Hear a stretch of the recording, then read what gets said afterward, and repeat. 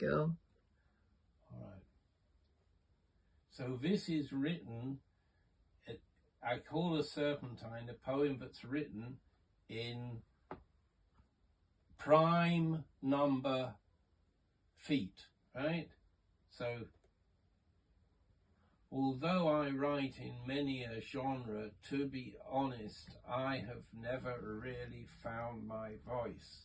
Yeah? 11. Do you see? Right? 11 is a prime number.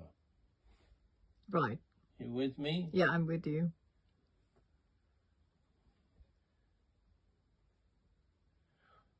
Okay, Serpentine. Although I write in many a genre, to be honest, I have never really found my voice.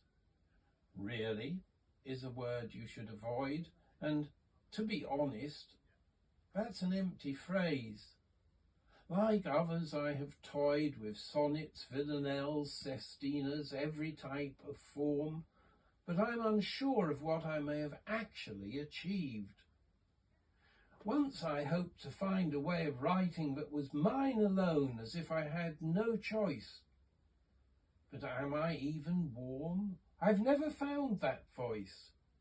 The phrases that I've used are all received, as if I had no clue, were lost within a maze. But what am I to do?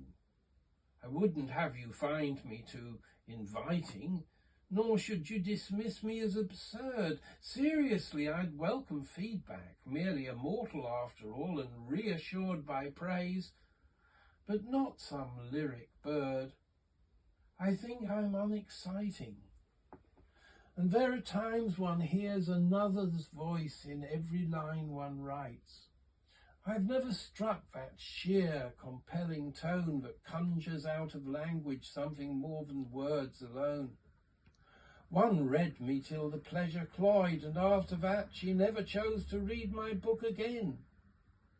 Her poetry delights, and now I hear her voice's cunning way transforming the design of every line I'd like to call my own. She read me and reread me, but I was envious of her and rubbished what she had to say. She read me and reread me every day, or I would bawl my poems down the phone. She'd listen till her ears were sore, but I'd read more and more without a single pause or break, in search of my own voice inside the writing. A voice I felt should last forever, yes, but now I must confess my verse was hard to take. It could not be enjoyed. A poet out of touch, bathed in another's lighting.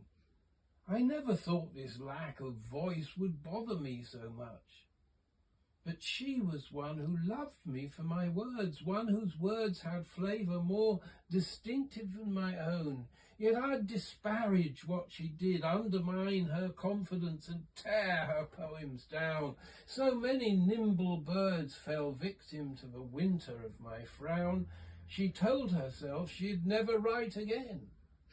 But what was in her could not be dismembered or put down. The poetry welled up in her, and nothing that I said was going to stop it pouring out, contaminating mine, infecting what I wrote and what I write and may intend to write tomorrow. Yes, I hear her voice in every line. Call her my muse, my very best being merely an echo of her far more fascinating note. A woman once my friend, to whom I dedicate this Serpentine.